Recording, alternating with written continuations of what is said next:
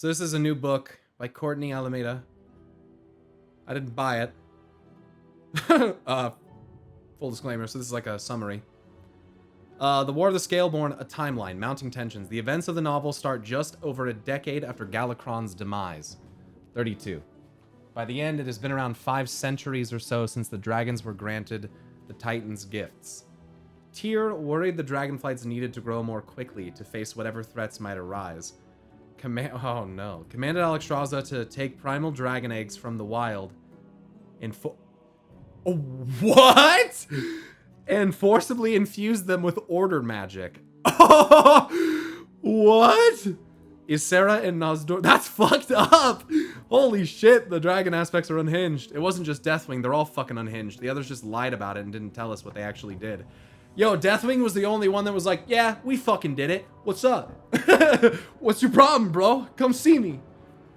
The others were just like, yeah, let's just not tell him about it. That's fucking crazy. Ysera and Nozdormu disagreed with this course of action. But not Alexstrasza, not the Lifebinder. But Malygos and Neltharion persuaded the Dragon Queen it was necessary. Oh, fuck me. Well, that's not good. These guys are the two that went insane first, just for the record. Alexstrasza ultimately... Well, nah, that's not true. Technically Nozdormu did, but that's through like a time anomaly, so I don't know if that really counts. Alexstrasza ultimately acquiesced to Tyr's demand with one stipulation, that they only take unguarded eggs that had been abandoned. It seems, however, that this edict was not always obeyed. Some of the primal dragons reported their entire clutches being stolen time and time again. That's fucked. Yo, what? That is so... They're just literally cradle robbing the dragons to fucking infuse them with order magic so that they would listen, that they would grow more and faster. Dude. Dragons place no restrictions on ordering dragons who were with clutch as long as they consented. Wait. The dragons place no restrictions on ordering dragons who were with their clutch as long as they consented. I don't know about that. I don't know about this. The wording of this kind of confusing. The whelplings born of primal eggs taken from the dragon wilds were aware they had been stolen. Many remembering vague sensations of order magic transforming them while still in the shell. Veranoth expected hundreds, if not thousands, of eggs were stolen over the course of the war. The aspects engaged in diplomatic relations with the primal dragons for 2 centuries. Wyrmrest Temple acting as a new... Oh, interesting. More Wyrmrest... I was just asking about that today. More Wyrmrest Temple lore. As a neutral embassy between the factions. Unfortunately, the Winterscorn War only served to increase the primal dragons' mistrust of the Titan Forged, and consequently, the aspects. Understandably. Yeah, they're like, these guys serve the Titans and they're fucking attacking us. So... You serve the Titans. I don't really like that. It was at this time Iridikron officially named his faction of followers the Primalists. Razageth and Ikronia terrorized mortal and Terrasek settlements for 50 years. While Razageth often attacked ordered dragons on the edge of the Broodlands, she never dared to fully cross the border until her final attacks on the Reach. Despite Razageth's attacks on their borders and Iridikron's rapidly growing army, stirred by primalist propaganda as it was, Alexstrasza strove for peace. Yeah, let us just steal your eggs and experiment on them, and let's just... Did I miss one? Oh, that's a lot. I missed a lot. Whoa, that's kind of huge. How did I just miss this huge paragraph? What the fuck? Iridikron launched a propaganda campaign against the Ordered Dragons, claiming they were responsible for everything from forcing order magic on Terrasek to the primal dragons being pushed out of their hunting grounds. Iridikron continued this campaign by forcing his clutch sister, Ikronia, to burn down the towns of Terrasek and mortals alike, spurring even more negative sentiment against the Ordered Dragons. Some mortals actually joined Iridikron's forces as a result. They were garnering mortal support? What? They were getting mortal support. Wow, very nice. That's wild. That's also fucked up. Iridikron, that's pretty fucked up. To have Ikronia burn down Terrasek and mortal towns to make them fucking hate Ordered Dragons more is pretty fucked up. I mean, that's propaganda in a nutshell. That's fucked up, though. They did that for 50 fucking years, bro. Let's see. Despite Razageth's attacks on the borders and Iridikron's rapidly growing army stirred by the Primalist propaganda as it was, Alexstrasza strove for peace. She's so nice. Good old Alexstrasza, the Lifebinder, who would rather let her clutch be tormented and experimented upon because she had done it to someone else, evidently, than have them meet their end because she didn't want them to die. Better to preserve it. There's no logic in it. You guys should go do the Nexus dungeon from Wrath of the Lich King. There's a red dragon at the end who's branded with a bunch of arcane runes, but maybe they're domination runes. I have no fucking idea at this point. And she talks about preservation. There's no, what does she say? There's no logic. I think that's what she says. There's no logic in it. She's talking about, it's pretty bad. It's fucked up. You should go do it. Anyway. Neltharion attempted many times over the years to send emissaries to meet with Iridikron in Harrow's Deep, but all were turned away, sometimes even violently. Alexstrasza allowed the primal dragons to hunt in the territories around Wormrest Temple so long as they did not harass the ordered dragons. Alexstrasza forbade the drakes from fighting with the primal dragons unless lives were at stake.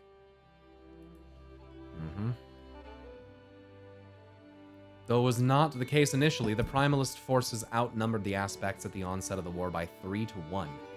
Neltharion kept the truth of Tyr's death from the dragonflights, though the aspects knew. It was not until war officially broke out many decades after the Keeper's death that the Ordered Dragons found out the truth. Oh. Isn't Harrow's Deep one of the new zones in the next expansion? Yeah, right? Yeah. Stormsunder Crater, a region in the eastern part of the Forbidden Reach, was formed when Razageth crashed to the ground during her assault on Neltharion's Drakthir. Harrow Fall? Oh, okay. This sounds pretty good. What questline is this? Oof. That's tough. Let's see. Where was I? Let's see. Razageth's attack on the Reach came to be known as the Battle of Stormsunder. Neltharion did not want word of what transpired that day in the Reach, and the dark truth of what he did to get out. Nor did he want Iridikron to turn the Drakthir against the Aspects. Afraid he could not manage either of those things without the control Oathbinder afforded him over the Drakthir. Oathbinder. Oh my goodness. I didn't realize that's what they called that fucking thing.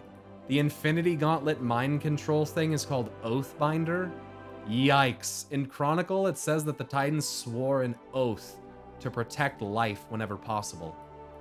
So the fact that this guy Tyr has an Oathbinder that literally forces them under servitude is kind of terrifying.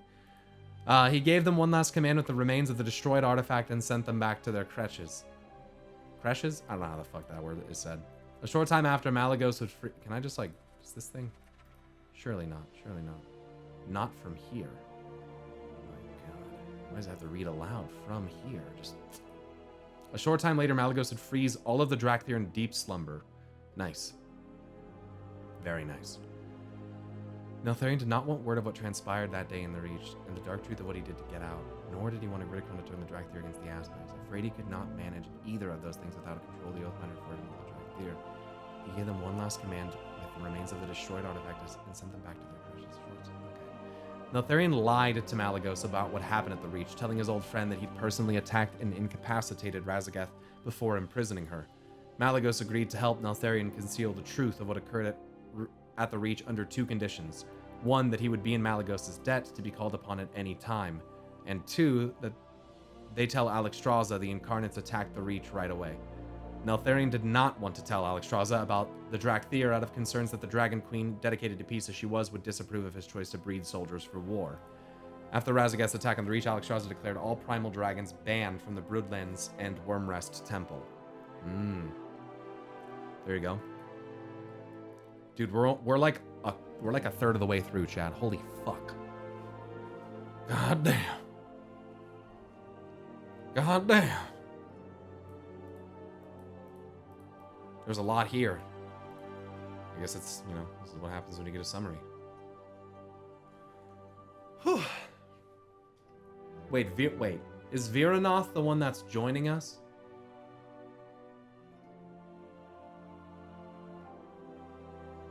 Or maybe becoming an aspect? She's new. She was a newly made incarnate? Uh-oh.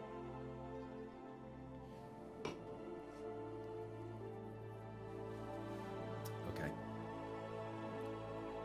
At Iridikron's behest, a newly made incarnate, Viranoth, and the Primalist forces attacked Wyrmrest Temple in retaliation for Razageth's imprisonment. Aside from Razageth's attack on the Reach, this was the first battle of the war. Iridikron later launched another attack on Wyrmrest Temple, in an event now known as the Battle of Dragonblight. The Order Dragons won, but at the cost of any territory they had beyond Wyrmrest Temple. Iridikron and the other primal dragons often sent earthquakes throughout the Broodlands in covert attempts to destabilize the Order Dragons' efforts. In response, the blue and black dragonflights erected a series of magical obelisks along the Broodlands' border that would make the land impervious to Iridikron's earthly attacks. Each of these obelisks was connected to Vakthros through a ley line. What's Vakthros? Ice place in Azure Span? Okay. During the war, Malygos lobbied to alter the obelisks so that they would form a shield of sorts over the Broodlands. Unfortunately, Malygos warned the strain placed on them would cause the already old obelisks to give out in a year's time. They lasted 25, falling victim to sabotage from within at the last. The Order Dragons suffered only 100 casualties over the first 24 years of battle, while the Primalists lost about 1,000. Nozdormu was the one to suggest building a vault to hold the incarnates in perpetual stasis.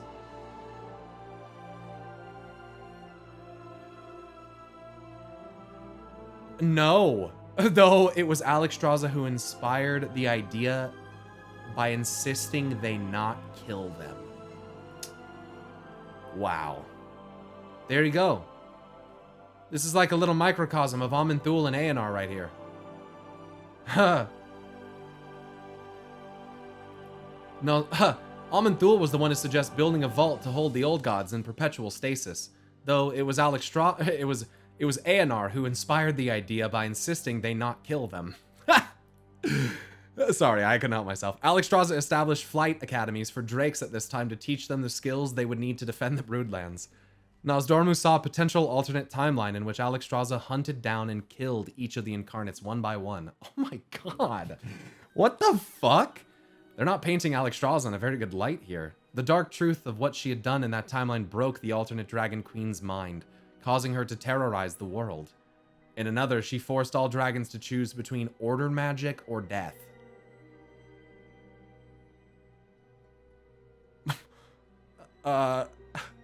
Damn. God damn. Nozdormu also told Alexstrasza that her death would inevitably lose them the war in every timeline. Aman'Thul also told Aenar that her death would inevitably lose them the war in every timeline. According to Aman'Thul, Sargeras was always the first or second to fall in the potential timelines he saw. I'm sorry, I had to stop. Okay, I have to stop. I have to stop. According to Nozdormu, Fyrakk was always the first or second to fall in the potential timelines he saw. 6 ordered drakes, among those who had been stolen from the Dragon Wilds as eggs, turned against the aspects in outrage when they learned the truth of their upbringing. Their ranks included Talonstraz, Siragosa, Elegos, Nolisdormu, Azarian, and Ivaris. They were the ones who sabotaged the magical barrier protecting the Broodlands. Siragosa would later claim she saw the error of her ways and repent. Get fucked. Malygos was the one who captured and imprisoned Fyrakk in a conflict now known as the Battle of Flamesfall.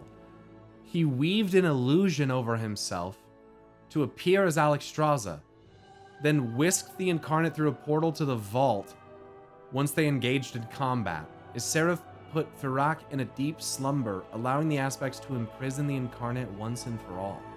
What the fuck? What the fuck? 500 of the Primalist... I'm sorry, 500 of the Primalist forces were slain in the Battle of Flamesfall. It was the second single greatest loss of life during the war. second only to the Battle of Emberfall, in which 1,000 casualties were suffered between both sides. In the Battle of Emberfall, the broodmother Oxoria made a push into the Reach to free Razageth. Nearly 200 of the Black Dragonflight perished in the battle. The Red Dragonflight also had to contend with the growing force of Jarradin encroaching on the Waking Shores at this time. The Jarradin had only become increasingly hostile in the last century, perhaps using the ongoing war to their advantage to claim territory in the Waking Shores. Alexstrasza forbade drakes from fighting on the front lines against full-grown primal dragons. As time went on, betrayals became more common among the Ordered Dragons. Black Dragons played double agents. Bronze attempted to reverse time to help the Primalists, and members of the Green and Red Dragonflights made a bid to kidnap eggs from the life pools, among other things. Many of them were imprisoned beneath the Obsidian Citadel and later freed by the Primalists. Iridikron's Rock Furies did not personally join the battle until centuries into the war. Alexstrasza challenged Virnoth to single combat. The terms were such that if the Dragon Queen were to win, Virnoth would consent to being imprisoned within the Vault of the Incarnates or perish. Got Alexstrasza challenging Virnoth to fucking mock the Raw. The fuck? The duel was held at the Icebound Eye, part of Virnoth's territory. This event occurred over 50 years after Ferox's imprisonment. Upon Virnoth's defeat and subsequent imprisonment, her dragon companion swore to join Alexstrasza's cause as long as she honored her original promise to Virnoth and not force order magic on them. Oh my god. For centuries, Iridikron's earthquakes had been part of a plan to carve out secret caverns and tunnels under the earth for an eventual underground attack on Valdrakken. For the next few decades after the Battle of Valdrakken, Iridikron tried and failed to create more incarnates to replace his lost commanders. It wasn't until the end of the war, after 3 incarnates had been imprisoned, that Iridikron turned to the Jarradin. After Razvik, Mithruz was Virnoth's third in command. He would fall in single combat against Ysera toward the end of the war. Neltharion ultimately subdued Iridikron by using the gifts the old gods gave him. He vowed to himself it would be the last time he ever gave in to the whispers, Lamau. Spoiler alert, he didn't.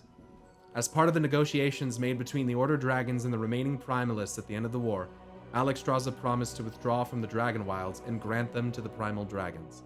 She also swore that no primal egg would be stolen from its nest ever again. We won't steal any more. We stole thousands. Thousands? We stole thousands of dragons.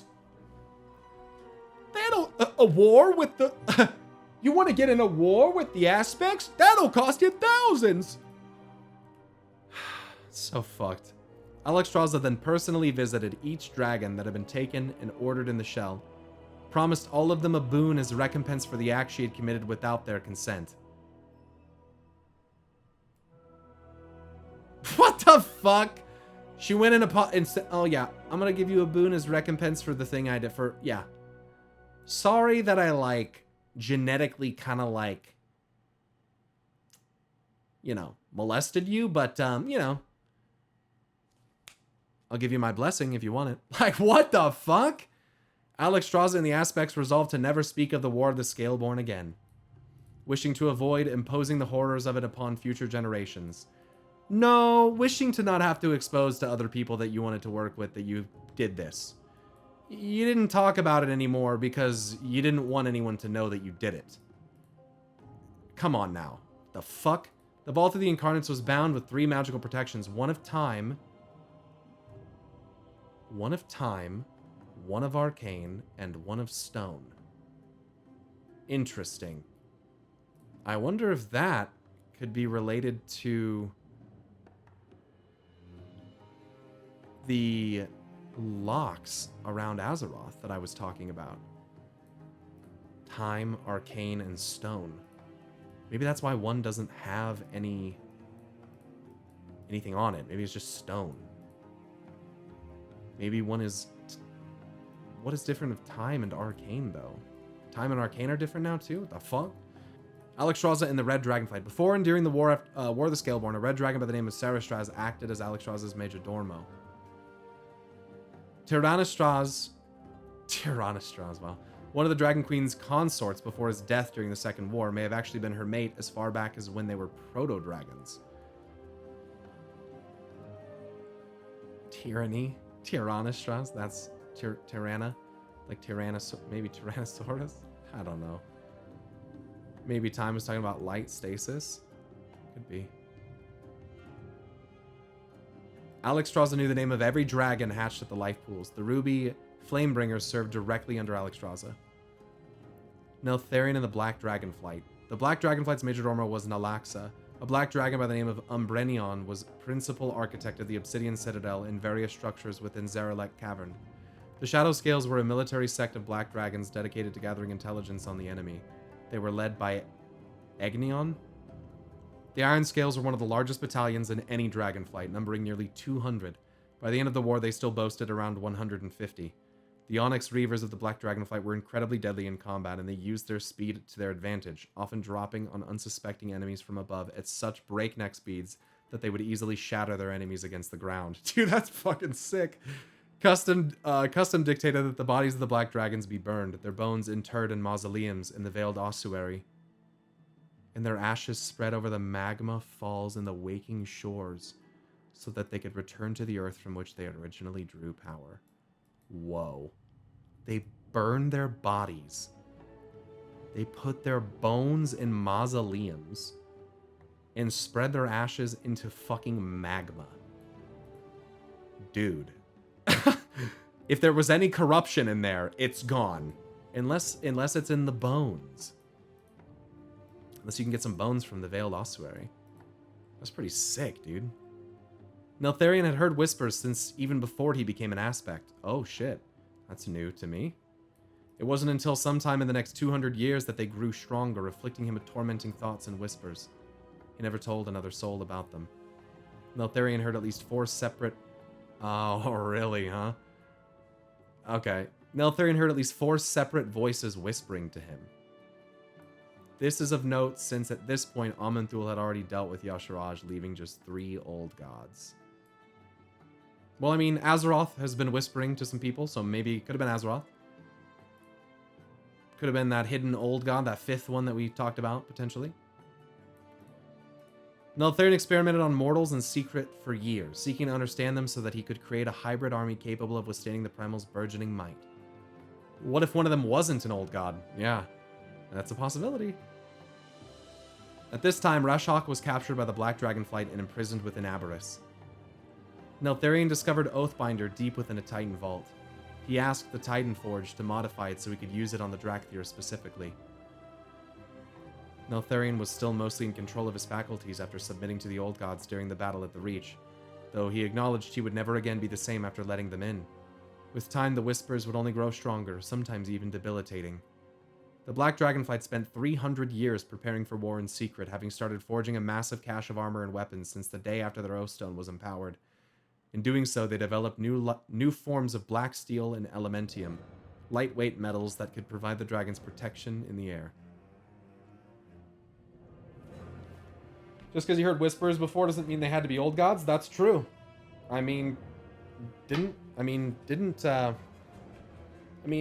Listen. Kil'jaeden disguised himself and whispered to fucking Ner'zhul, okay? You know? Aenar has whispered to Magni, you know? Azeroth is whispering to Thrall, potentially, and Anduin. At least to Anduin. So... fuck, could have been Sargeras. Like I said, lots of schizos in Warcraft. No, just lots of people who can't speak the fuck up.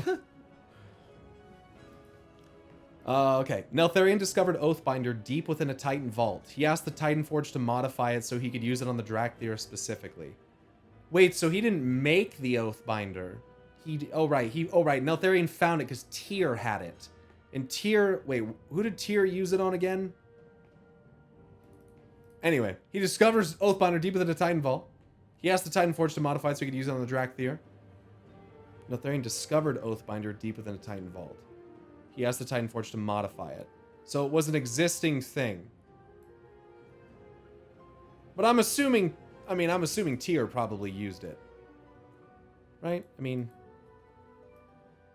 Tyr's stuff was the ordering of the eggs, but I don't see anything with a gauntlet here. why not Tyr? I mean, who the fuck else would use it? Neltharion did not want word of what transpired that day in the Reach and the dark truth of what he did to get out, what he did to get out.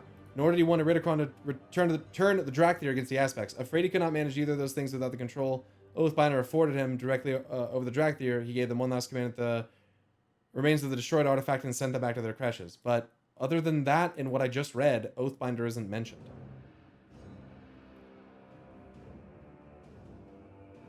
Was Oathbinder used by the Keepers on the original Aspects? Probably.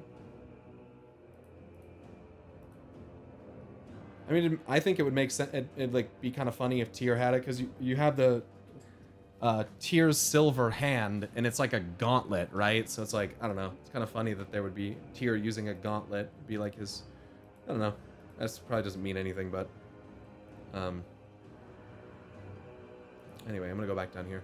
Blue Dragonflight. Baragos was the Arch-Librarian of the Azure Archives. Centuries after Iridikron began his movement against the Aspects, the Blue Dragonflight learned how to summon and control arcane elementals. The Blue Dragonflight frequently employed arcane elementals glamored as dragons on the field of battle to make their numbers look bigger than they actually were. What? Malygos and Nosdormu usually fought side by side. Huh. That's very interesting. Arcane elementals glamored as dragons to make them look like there was more of them than there was. Malygos and Nosdormu usually fought side by side. Malygos is able to enchant stones that would portal a dragon at a moment's notice should the need arise. Malygos could do that, huh? Well, I bet Norganon could do that then too. That could portal fucking someone else should the, moment's notice should the need arise. Like, I don't know, Sargeras or something? This is interesting. You mean Norganon and Aman'Thul? Exactly. The Bronze Dragonflight. During the war, the Bronze Dragons discovered they could only reverse wounds with time magic. It does not heal it. Time alone does not heals nothing. Thrall just said that in the new fucking cutscene. But it just reverses it. It's not actually healing it. So I think as time passes, the wounds will come back. Wounds that are fixed with time magic might not permanently be resolved. They might resurface as time passes. That's so fucked up to think about. And the Green Dragonflight. The Green Dragonflight's Majordormo was Vithira. Toward the end of the half-century, Raszageth perpetrated attacks against ordered dragons. Ysera oversaw the creation of the Eye of Ysera within the dream. The Incarnates. Thanks to Farak's help, Iridikron discovered the means by which primal dragons could imbue themselves with elemental energies and become incarnates. It is unclear if this means Farak uncovered the crucial knowledge, or if his being the first to survive the process simply helped Iridikron crack the code in his own discoveries, though the latter seems more likely. I can't not think of Sargeras here, because we've talked about, like, him, there is the whole storyline of him, like, opening the demon prison and, like, getting enveloped in fell flame. So this, like, imbuing themselves with elemental energies and becoming incarnates. Becoming more than they were by imbuing themselves with something. It's unclear if this means Farak uncovered the crucial knowledge or if he's just the first one to fucking survive it. That's so interesting to me. Hundreds of primal dragons perished in the initial attempts to infuse themselves with elemental powers. Farak was the first to succeed, followed by Iridikron, who then helped Raszageth through the necessary rituals. Iridikron did not consult Farak when he opted to add Raszageth to the Incarnate's ranks, something which greatly angered the Fire Dragon. While ideologically opposed to visage forms, the Incarnates decided taking on forms rooted in the elements could give them a tactical advantage in the war.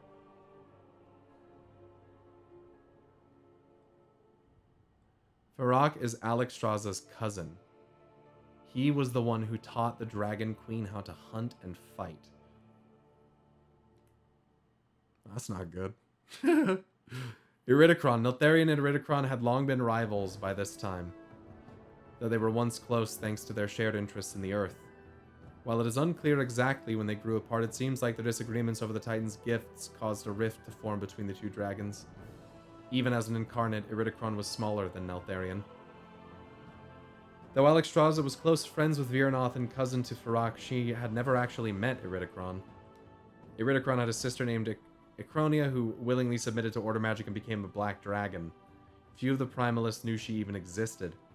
Though allied with the Primalists, she perished at Razageth's hands during the Incarnate's attack on the Reach.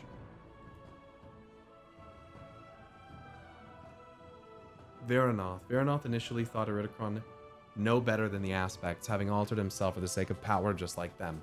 Though he obsessively sought to recruit her to his side, she refused to pick either him or Alexstrasza over each other, instead desiring peace and neutrality. Viranoth hadn't laid a clutch of her own in centuries, having declined to take a new mate ever since Galakron slew her last one. Alexstrasza and Viranoth used to meet for a hunt at least once a season. Interesting. Razvik, once of the proto-drakes Viranoth had taken under her wing, was the one to bestow the moniker the Frozen Heart upon her. There's one line mentioned that they were like clutchmates. They were like sisters. Viranoth desiring peace and neutrality. And she's ice. It's Shiva. Kind of reminds me of Elune a little bit. Frozen Heart. That's interesting. The Mortals. A tribe of trolls took up residence in Apex Canopy, a small region in southwestern Waking Shores. Having seen that they would shape the fate of the world in time, Nosdormu informed Neltharion, who then told the other aspects of his plans to reach out to them. Each of the aspects, cloaked in an invisibility spell by Malygos, descended upon the settlement to investigate the mortals. Neltharion claimed the trolls migrated to the Broodlands from larger, well-established civilizations in the south. The aspects debated over how best to approach the mortals. Ysera thought they shouldn't interfere with their development, but Nosdormu insisted a relationship between dragonkind and mortal races would be important in times to come. Ysera was the first one to propose the Dragon's Dawn visage forms to empathize with and understand the mortals. You mean to deceive and manipulate. And, you know, it probably would help you to not scare them, but, you know, of course. Malygos initially wove illusions around the aspects, trying to mimic mortal forms to little avail. Wove illusions around the aspects.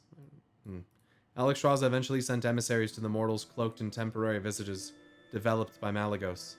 Both the green and red dragonflights took to visage forms much more quickly than any of the other flights. Oh, the green and reds. After 5 years, the mortal settlements in the Broodlands grew to triple their initial size. They took to visage forms more quickly than any of the other flights, of course. As a result, the mortals forged strong bonds with the Green Dragonflight and moved in great numbers to the Emerald Plains. After 5 years, the mortal settlements in the Broodlands grew to triple their initial size. By this time, mortals had trained wolves to hunt alongside them. The Dragonflights began forging relationships with Northrend's indigenous mortal races as well. Maybe the Emerald Plains is what Oneron Plains became? Yeah, perhaps. The dragons gifted technology and knowledge of projectile weapons to the mortal tribes living in Apex Canopy, so that they could defend themselves in the event of an attack. Technology and knowledge of projectile weapons. Locations and lore. The aspects were the ones who conceived the Valdrak and not the Titan Keepers. That said, Tyr may very well have influenced its building by teaching Alexstrasza about cities. While the Dragon Isles were originally known as the Broodlands, the vast expanse of territory beyond them, stretching far into modern-day Northrend, was called the Dragon Wilds. The Aspect's law covered the disparate territories of the Broodlands, but did not extend to the Dragon Wilds. As a result, many primal dragons averse to the Titan's influence chose to live there instead of the Dragon Isles. Iridikron was rather reclusive and usually kept to his underground den, a place called Harrow's Deep, near the Stormscale mountain range, part of what is now known as Northrend. Viranoth's Eyrie was in the Frozen Fangs, likely Icecrown, while Farak made his home in the Caldera. Razageth's Eyrie, the Whirl, was the closest of the Incarnate's dwellings to the Broodlands. Wyrmrest Temple was constructed simultaneously with Valdrakken. 20 years after Wyrmrest Temple was built, construction finished on the Obsidian Citadel. Shortly after that, Vakthros was completed as well.